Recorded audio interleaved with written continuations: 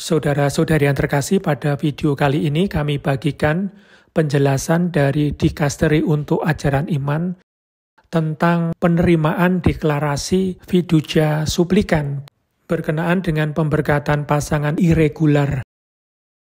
Dikasteri untuk Ajaran Iman, siaran pers tentang penerimaan fiducia supplicans 4 Januari 2024.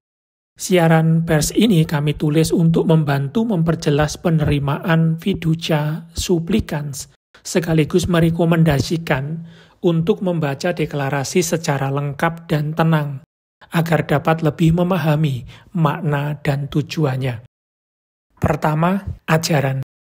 Pernyataan-pernyataan dari beberapa konferensi wali gereja yang dapat dipahami mengenai dokumen fiducia supplicans memiliki makna akan perlunya periode refleksi pastoral yang lebih lama.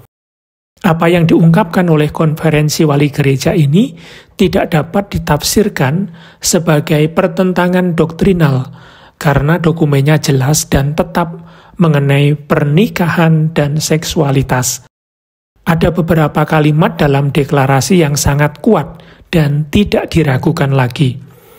Deklarasi ini tetap teguh pada doktrin tradisional gereja mengenai pernikahan, tidak mengakui segala jenis ritus liturgi atau pemberkatan serupa dengan ritus liturgi yang dapat menimbulkan kebingungan. Tindakan yang dilakukan di hadapan pasangan irregular tanpa secara resmi mengesahkan status mereka atau mengubah dengan cara apapun ajaran tetap gereja tentang pernikahan. Ritus dan doa yang dapat menimbulkan kebingungan antara apa yang menjadi dasar perkawinan sebagai persatuan yang eksklusif, stabil, dan tidak dapat dipisahkan antara seorang pria dan seorang wanita yang secara alami terbuka terhadap kelahiran anak, dan apa yang bertentangan dengannya tidak dapat diterima.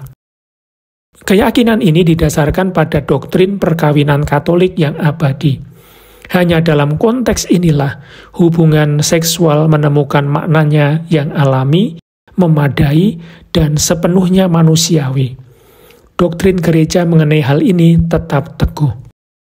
Inilah yang dimaksudkan dalam responsum Kongregasi Ajaran Iman saat itu, yang menyatakan bahwa gereja tidak mempunyai kuasa untuk memberikan berkat kepada persatuan antara orang-orang yang berjenis kelamin sama. Untuk alasan ini, karena gereja selalu menganggap bahwa hubungan seksual hanya sah secara moral jika dilaksanakan dalam perkawinan, gereja tidak memiliki kuasa untuk memberikan berkat liturgisnya jika hal itu entah bagaimana akan memberikan suatu bentuk legitimasi moral kepada persatuan yang dianggap sebagai perkawinan atau praktek seksual di luar nikah. Jelasnya, tidak ada ruang untuk menjauhkan diri secara doktrinal dari deklarasi ini atau menganggapnya sesat, bertentangan dengan tradisi gereja, atau menghujat. Yang kedua, berkenaan dengan penerimaan praktis. Namun, beberapa uskup mengungkapkan secara khusus pendapat mereka mengenai aspek praktis, kemungkinan pemberkatan bagi pasangan irregular. Deklarasi tersebut memuat usulan pemberkatan pastoral yang singkat dan sederhana, tidak bersifat liturgis atau ritual bagi pasangan irregular, bukan perkawinan, yang menggarisbawahi bahwa ini adalah pemberkatan tanpa bentuk liturgi yang tidak menyetujui atau membenarkan situasi dan keadaan orang-orang tersebut. Dokumen-dokumen Dikasteri Ajaran Iman seperti fiducia supplicans dalam tataran praktis mungkin membutuhkan waktu lebih banyak atau sedikit dalam penerapannya, tergantung pada konteks lokal dan kebijaksanaan masing-masing uskup diosesan di keuskupannya. Di beberapa tempat tidak ada kesulitan untuk penerapan segera. Di tempat lain tidak perlu memperkenalkannya, sembari menggunakan seluruh waktu yang diperlukan untuk membaca dan menafsirkan. Beberapa uskup Misalnya, telah menetapkan bahwa setiap imam harus melaksanakan dengan discernment dan bahwa ia hanya dapat melakukan pemberkatan ini secara pribadi. Semua ini tidak menjadi masalah jika diungkapkan dengan penuh rasa hormat terhadap teks yang ditandatangani dan disetujui oleh Paus sendiri, dengan mencoba mengakomodasi refleksi yang terkandung di dalamnya. Setiap uskup setempat, berdasarkan pelayanannya sendiri, selalu mempunyai kekuatan discernment in loco, yaitu di tempat konkret yang dia kenal lebih baik dibandingkan tempat lain, karena itulah kawanan gembalaannya. Kehati-hatian dan perhatian terhadap konteks gerejawi dan budaya lokal memungkinkan adanya metode penerapan yang berbeda, namun bukan penolakan total atau definitif terhadap langkah yang diusulkan kepada para imam. Yang ketiga, situasi sulit di beberapa negara. Kasus-kasus yang terjadi di beberapa konferensi wali gereja harus dipahami sesuai konteksnya. Di beberapa negara, terdapat permasalahan budaya dan bahkan hukum yang kuat, yang memerlukan waktu dan strategi pastoral yang panjang. Jika ada undang-undang yang menghukum seseorang yang menyatakan diri sebagai homoseksual dengan hukuman penjara dan dalam beberapa kasus dengan penyiksaan dan bahkan sampai mati, maka tindakan pemberkatan merupakan tindakan yang tidak bijaksana. Jelas bahwa para uskup tidak ingin tindakan kekerasan terjadi terhadap orang-orang homoseksual. Penting untuk diingat bahwa konferensi-konferensi wali gereja ini tidak mendukung sebuah doktrin yang berbeda dari deklarasi yang ditandatangani oleh Paus, mengingat bahwa ini adalah doktrin tetap, namun mereka merekomendasikan perlunya studi dan penegasan agar dapat bertindak dengan kehati-hatian pastoral dalam konteks ini. Faktanya, tidak sedikit negara yang mengutuk, melarang, dan mengkriminalisasikan homoseksualitas dalam tingkat yang berbeda-beda. Dalam kasus-kasus ini, terlepas dari persoalan pemberkatan, terdapat tanggung jawab pastoral yang besar dan luas yang mencakup pelatihan, pembelaan martabat manusia, pengajaran ajaran sosial gereja, dan berbagai strategi yang tidak mendapatkan tanggapan mendesak. Yang keempat, kebaruan nyata dari dokumen tersebut. Kebaruan sebenarnya dari deklarasi ini yang membutuhkan upaya penerimaan yang besar dan tidak seorang pun boleh menyatakan dirinya dikecualikan bukanlah kemungkinan untuk memberkati pasangan yang tidak sah. Ini adalah ajakan untuk membedakan antara dua bentuk pemberkatan yang memang berbeda, liturgi atau ritual dan spontan atau pastoral. Dalam presentasinya dijelaskan dengan jelas bahwa nilai dari dokumen ini adalah untuk memberikan kontribusi yang spesifik dan inovatif terhadap makna pastoral berkat, yang memungkinkan kita memperluas dan memperkaya pemahaman tetap yang terkait erat dengan perspektif liturgi. Refleksi teologis ini berdasarkan visi pastoral Paus Fransiskus, menyiratkan suatu perkembangan nyata dibandingkan dengan apa yang telah dikatakan tentang pemberkatan dalam magisterium dan dalam teks resmi gereja. Dari latar belakangnya terdapat evaluasi positif terhadap pelayanan pastoral populer yang muncul dalam banyak teks Bapa Suci. Dalam konteks ini, Bapa Suci mengajak kita untuk menjunjung tinggi kesederhanaan iman umat Allah, yang bahkan di tengah dosa-dosanya dalam kehidupan sehari-hari tetap bangkit dan membuka hati untuk memohon pertolongan Tuhan. Oleh karena itu, teks dikasteri ini tidak membahas tentang pemberkatan pasangan irregular, tetapi menonjolkan penggunaan istilah deklarasi yang mewakili lebih dari sekedar tanggapan atau surat. Tema sentral yang secara khusus mengundang kita untuk memperdalam praktek pastoral merupakan pemahaman yang lebih luas tentang pemberkatan dan usulan untuk meningkatkan pemberkatan pastoral yang tidak memerlukan kondisi yang sama seperti pemberkatan dalam konteks liturgi atau ritual. Oleh karena itu, di luar kontroversi yang ada, teks tersebut memerlukan upaya refleksi yang tenang, dengan hati kegembalaan, dan bebas dari ideologi apapun. Meskipun beberapa uskup menganggap bijaksana untuk tidak memberikan berkat pada saat ini, tetaplah benar bahwa kita semua perlu bertumbuh dalam keyakinan bahwa berkat-berkat yang tidak diritualisasikan bukanlah untuk pengudusan orang atau pasangan yang menerimanya, juga bukanlah pembenaran atas segala tindakan, serta bukan pengesahan atas kehidupan yang sedang dijalaninya.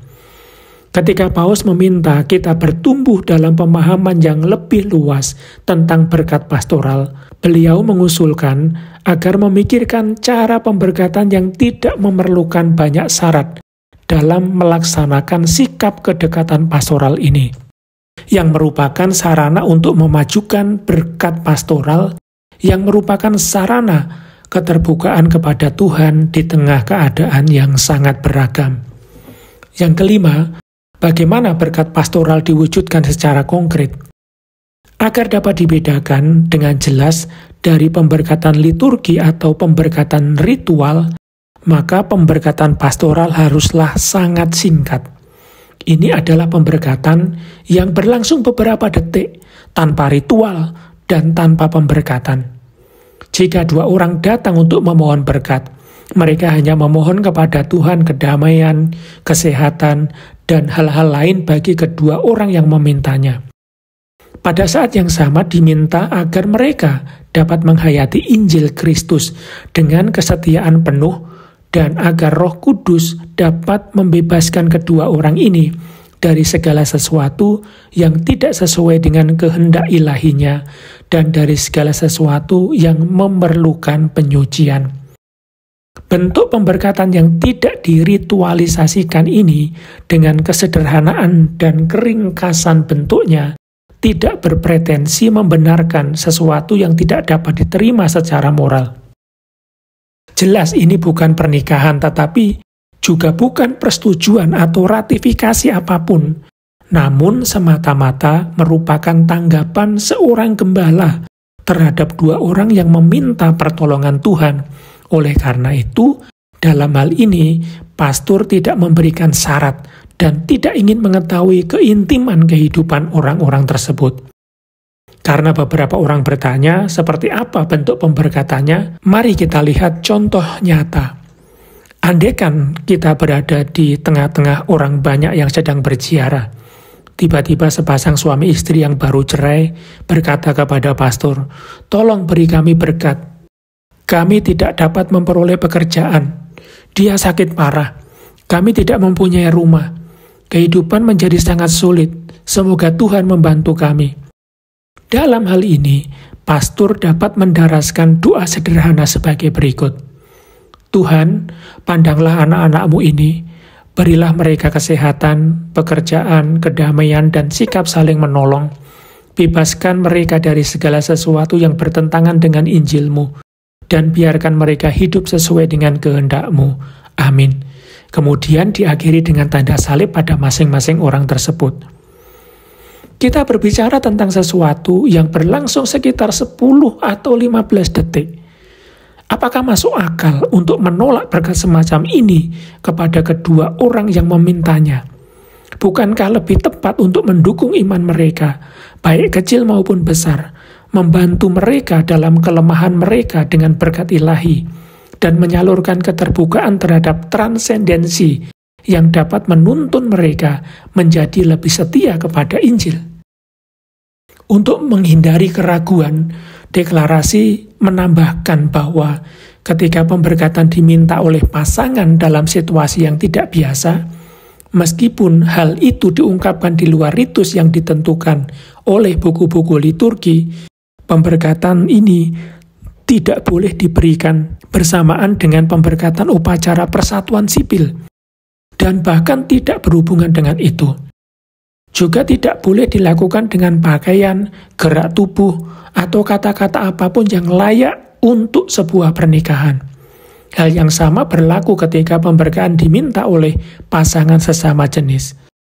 Oleh karena itu, tetap jelas bahwa pemberkatan tidak boleh dilakukan di tempat yang mencolok, di dalam bangunan suci, atau di depan altar, karena hal ini juga akan menimbulkan kebingungan. Oleh karena itu, setiap uskup di keuskupannya diberi wewenang oleh deklarasi Fiducia Supplicans untuk menyediakan jenis pemberkatan sederhana ini, dengan mengingat perlunya kehati-hatian. Namun ia sama sekali tidak berwenang untuk mengusulkan atau menyediakan pemberkatan yang mungkin dapat dilakukan yang menyerupai ritus liturgi. Yang keenam, katekese. Di beberapa tempat, mungkin diperlukan katekese-katekese yang dapat membantu setiap orang agar memahami bahwa jenis berkat ini bukanlah suatu dukungan terhadap kehidupan yang dijalani oleh mereka yang memintanya. Terlebih lagi, jenis-jenis berkat tersebut bukanlah sebuah absolusi, karena tindakan-tindakan ini jauh dari apa yang disebut sakramen atau ritus. Ini merupakan ekspresi sederhana dari kedekatan pastoral yang tidak memaksakan persyaratan yang sama seperti sakramen atau ritus formal. Kita semua harus terbiasa menerima kenyataan bahwa jika seorang imam memberikan berkat sederhana seperti ini, ia bukanlah seorang bid'ah. Ia tidak meratifikasi apapun dan juga tidak menyangkal doktrin Katolik. Kita dapat membantu umat Tuhan untuk menyadari bahwa berkat-berkat semacam ini hanyalah saluran pastoral sederhana yang membantu orang-orang mengungkapkan iman mereka, bahkan jika mereka adalah orang yang sangat berdosa. Oleh karena itu, dalam memberikan berkat kepada dua orang yang datang bersama-sama untuk memintanya secara spontan, kita tidak menguduskan mereka. Kita tidak memberi ucapan selamat kepada mereka, dan kita juga tidak menyetujui penyatuan semacam itu. Pada kenyataannya, hal yang sama terjadi ketika individu diberkati. Karena individu yang meminta berkat bukan absolusi, bisa saja menjadi pendosa besar. Namun hal ini tidak berarti kita menolak sikap kebapaan ini di tengah perjuangannya untuk bertahan hidup. Jika hal ini dijelaskan melalui katekese yang baik, kita dapat membebaskan diri kita dari rasa takut bahwa berkat-berkat kita ini akan mengungkapkan sesuatu yang tidak memadai. Kita bisa menjadi pelayan yang lebih bebas dan mungkin lebih dekat serta lebih bermanfaat dengan pelayanan yang penuh dengan sikap kebapaan dan keramah tamahan tanpa takut disalahpahami.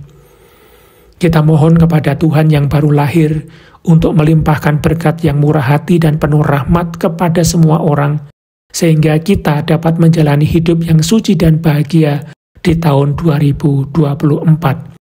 Tertanda Kardinal Victor Manuel Fernandez Perfect dan Monsignor Armando Mateo, Sekretaris Bagian Ajaran. Saudara-saudari terkasih, itulah penjelasan dari Dikasteri untuk Ajaran Iman berkenaan dengan penerimaan deklarasi Fiducia Supplicans. Semoga bermanfaat. Terima kasih.